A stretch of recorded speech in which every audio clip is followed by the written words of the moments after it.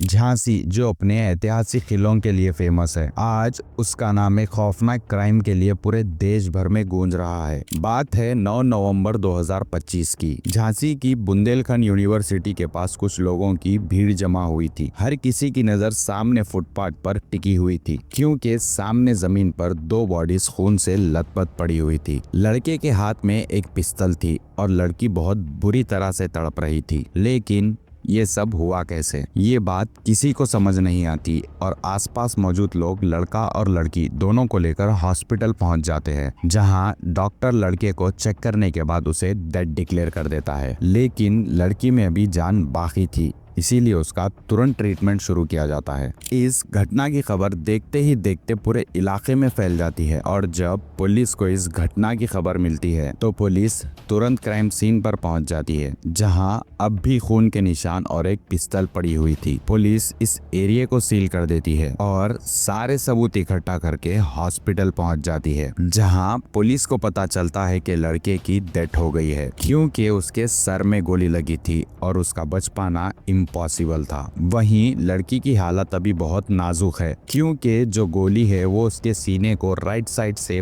पार करते हुए spinal cord में बहुत बुरी तरह से फंस गई है, जिससे उसका निचला शरीर भी एकदम बेजान हो गया है। लेकिन ये दोनों थे कौन, इस बात का पता लगाने के लिए पुलिस इनके पर्स और मोबाइल दोनों को चेक करती है, जिसमें से इनके घर वालों के नंबर, नाम और पहचान सब मिल जाता है। लड़के का नाम था मनीष साहू, जो महज 25 साल का था, जबकि लड़की की उम्र 22 साल थी और उसका नाम था कृतिका चौबे, जो पास के ही बुंदेलखंड यूनिवर्सिटी में MBA की पढ़ाई कर रही थी। पुलिस तुरंत दोनों बच्चों के परिवार वालों को बुलवाती है और जब फैमिलीज अपने बच्चों की ये हालत देखती है तो उनका रो रो कर बुरा हाल हो जाता है। लेकिन सवाल ये था कि ये दोनों थे कौन और इनकी ये हालत हुई कैसे। इस सवाल का जवाब ढूंढने के लिए पुलिस कृतिका और मनीष की कुंडली खंगालने लगती है और पता चलता है कि दोनों भी ललितपुर के तालाबपुरा मोहल्ले से ताल्लुक रखते थे। मनीष के पिता बिहारी लाल हैंडीकैप है, इसीलिए पूरे घर का खर्चा मनीष ही उठाता था। हालांकि कोरोना से पहले ये जिम्मेदारी उसके भाई के खांधों पर थी, लेकिन कोरोना काल में उसकी डेथ हो गई और बस तब से ही बूढ़े माँ बाप और परिवार का खर्च मनीष ही उठा रहा है। मनीष और कृतिका दोनों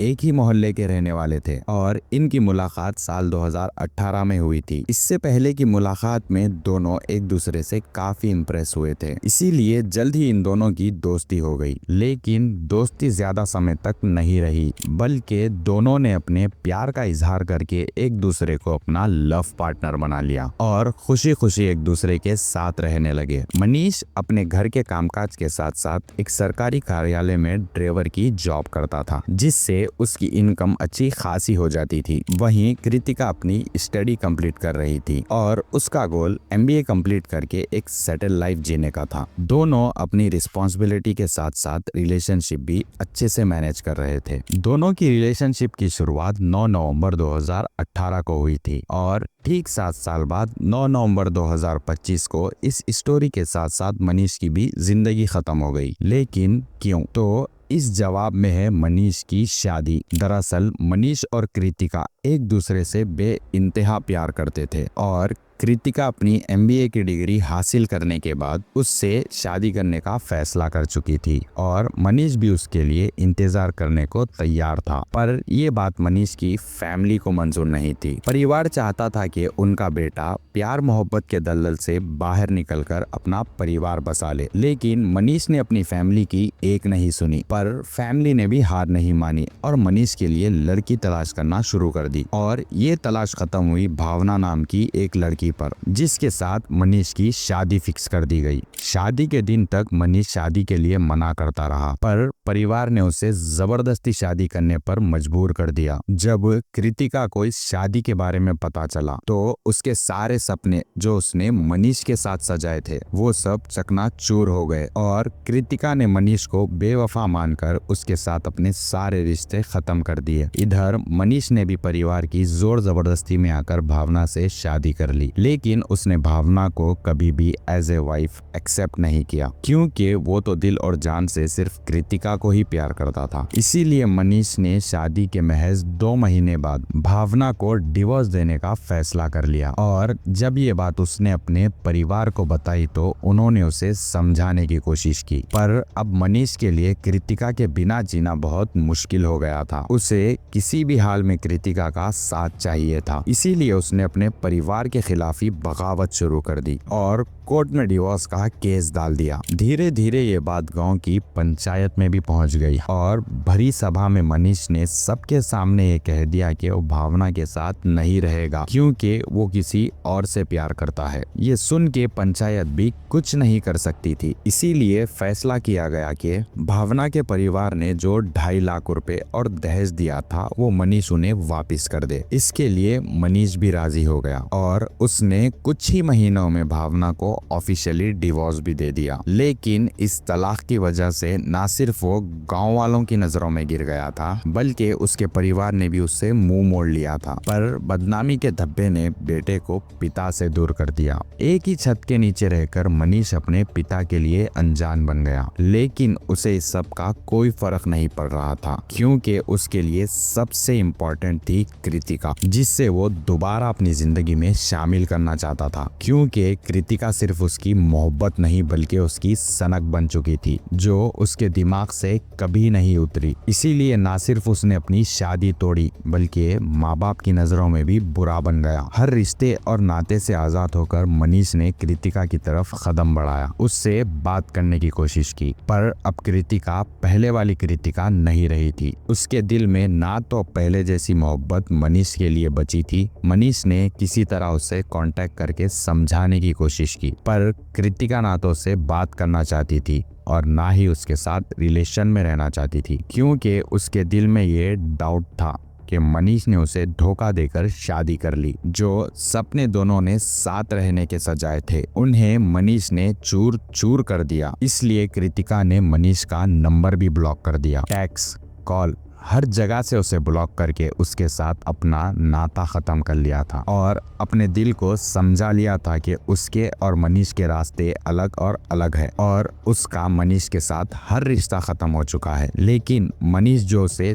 छोड़कर गया था अब उसका साथ वापिस पाना चाहता था। इसीलिए वो उसे कई अलग अलग नंबर से कांटेक्ट करके समझाने की कोशिश करता है, पर जब कृतिका उसकी बात नहीं मानती तो वो उससे कहता है कि मैं तुमसे बस आखिरी बार मिलना चाहता हूँ। लेकिन इस पर भी कृतिका राजी नहीं होती। ये देख के मनीष उसे इमोशनली ब्लैकमेल करता है, उसे 7 साल के रिलेशनशिप की कसमें दिलाता है, पुराने वादे याद दिलवाता है, जिससे कृतिका भी पिघल जाती है और उससे आखिरी बार मिलने के लिए राजी हो जाती है। इसके बाद आता है 9 नवंबर 2025 का खूनी दिन। मनीष कृतिका से मिलने के लिए ललितपुर से बुंदेलखंड यूनिवर्सिटी के हॉस्टल के पास पहुंच जाता है, जहां कृतिका रह रही थी, और फिर दोनों साथ में पास के ही एक रेस्टोरेंट में जाते हैं जिसका नाम है हवाना। यहाँ पर मनीष अपने और कृतिका के लिए खाने पीने की चीजों का ऑर्डर देता है और दोनों साथ में कई महीनों बाद खाना खाते हैं। इसी बीच दोनों के दरमियान काफी सारी बातें होती है। मनीष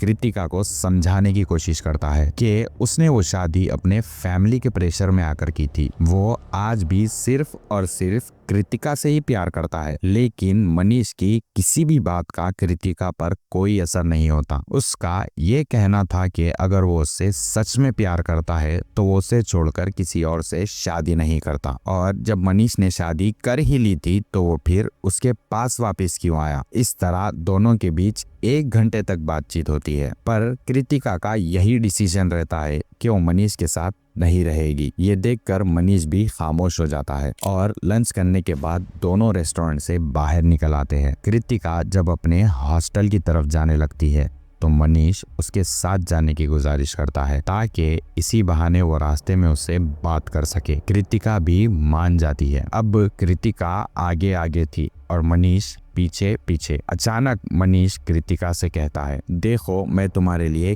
क्या लाया हूँ। जैसे ही कृतिका पीछे मुड़कर देखती है तो मनीष अपने साथ लाई गन को जैकेट से निकालकर कृतिका को शूट कर देता है और ये गोली राइट साइड से सीने को पार करते हुए स्पाइनल कॉर्ड में जाकर फंस जाती है और कृतिका जमीन पर गिरकर तड़पने लगती है। ये देख के मनीष को लगता है कि वो अब नहीं बचेगी और उसके बिना जीना मनीष के लिए इम्पॉसिबल था, इसीलिए वो खुद को भी सर में गोली मार लेता है। ये सब मनीष ने इसलिए किया था कि अगर कृतिका उसकी नहीं हुई तो किसी और की भी ना हो पाए, इसलिए उसने कृतिका को मारने के बाद अपनी भी जान ले ली। लेकिन किस्मत से कृतिका बच गई और वक्त रहते उसे हॉस्पिटल ले जाया गया। हालांकि कृतिका की कंडीशन बहुत ज्यादा सीरियस थी, इसीलिए कुछ टाइम बाद ही उसे भोपाल के एम्स में शिफ्ट कर दिया गया, जहां उसका ऑपरेशन वगैरह हुआ और उसकी जान बच गई। लेकिन जो धोखा मनीष ने उसे दिया वो शायद जिंदगी भर नहीं भूल पाएगी। तो आपको क्या लगता है? अपनी राय कमेंट में जरूर बताएं। वीडियो अच्छा लगा हो तो इसे लाइक करके चैनल को सब्सक्राइब कर ले। तब तक के लिए बाय बाय।